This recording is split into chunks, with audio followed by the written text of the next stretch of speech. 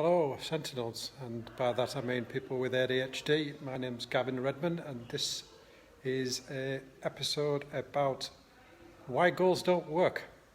Now, in 2009, the Harvard Business Review actually published an article that basically said that much. It was after the 2008 credit crunch. If you can look at things like that, they were goal-driven. Things like in the UK, the NHS are driven by goals where people end up still not receiving the care that they should receive because people are basically just making sure that they tick off their boxes, that they reach their goals but don't actually deliver what they're meant to deliver, which is basically the health care that the person needs, or in the case of the people in the financial sector, that they actually look after the money that we give them. Now, this is why I said that it's important for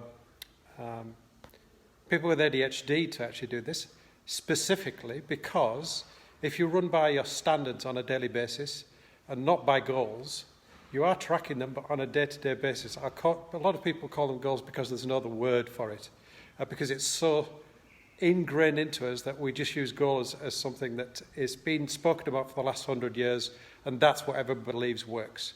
But the fact is a lot of the time it doesn't deliver what people intend.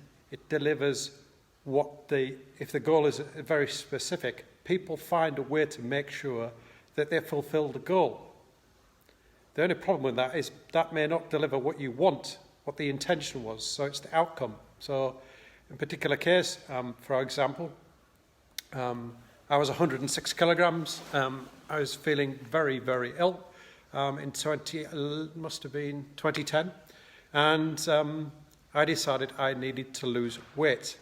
I also then made it more specific. I needed to lose weight because my father had actually caught type 2 diabetes in that year when he was about 43, and I wanted to avoid that fate. So I knew I needed to do several things to lose weight, to become more healthy, to improve my blood sugar, and that basically meant changing my standards. At that particular point in time, I was eating a lot of crap, a lot of pizzas, a lot of fish and chips, a lot of English breakfasts, and that wasn't congruent with what I wanted as a standard to produce that result in my life. So I sat down, worked out what I needed to get rid of. To start with, to keep it simple and something that I could do on a daily basis, I cut out sugar. That's all I did. So for about 2 months, the only thing I tried to do was get rid of processed sugar. That means not putting up my tea, not watch the food packaging to make sure there's a little processed sugar in there as possible. Go back to eating food that was basically cooked, or I made it myself, and that was the only thing that I did, and on a daily basis. Then I decided to get rid of alcohol. Then after that, I started exercising, slowly at first. So I did runs, and I remember my first one quite vividly. It was in Hyde Park, and I only managed about 25 yards. That's all I could do. I physically couldn't do any more. And I used an app which basically had 3-week targets, so very short ones, weekly ones as well, and daily ones, and small, short runs. And I kept doing that, and I kept doing the first 3 weeks to the point where my friends were basically taking the piss out of me. So I was, they were making fun of the fact that I never got past week 3, because basically I hadn't got to the point where it was a habit, where I was actually doing that exercise and making that part of my life. So it wasn't yet my standard. Now I repeated it for several months until I got to that point. Now, by the time it got to 2011, it was September, I think it was, and I ran the Berlin Marathon, and by then I'd gone from 106 kilos down to 92 kilos. That took about a year in total, and I knew for a fact this wasn't going to be a short-term weight loss. I wanted to make sure it was permanent, so it was a change of my standards that made the difference on a day-to-day basis. And that does make a difference with regard to actually achieving what you want to achieve, because it's not then something that's written down. Yes, it's very specific. Yes, it's something you need to tick off. And believe me, I'm 2 years and 13, so I'm not a spring chicken. I've ticked off a lot of goals that I had in the past.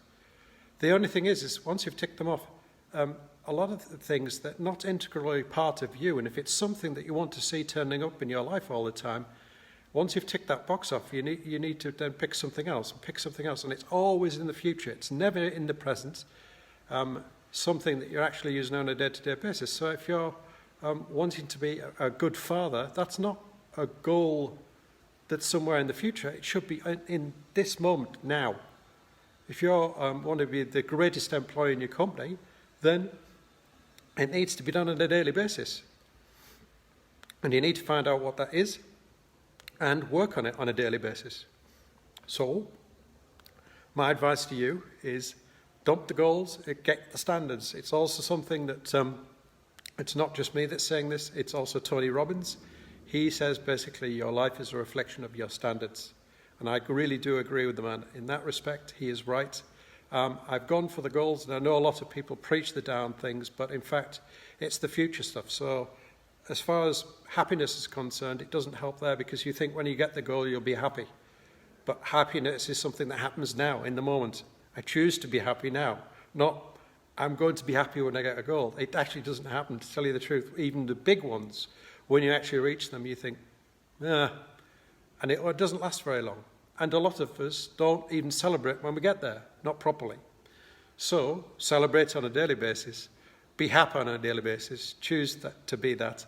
And as always, please subscribe if you like the content to the Facebook. Please like the page. If this is you're watching this on YouTube, then please click the button, click the bell to subscribe and turn the bell on so you get the content updates. And have a plan, be fun, foster wisdom wherever you see it, and have a good morning, a good afternoon, or good evening. And I'll see you again tomorrow. Thank you very much. Bye-bye.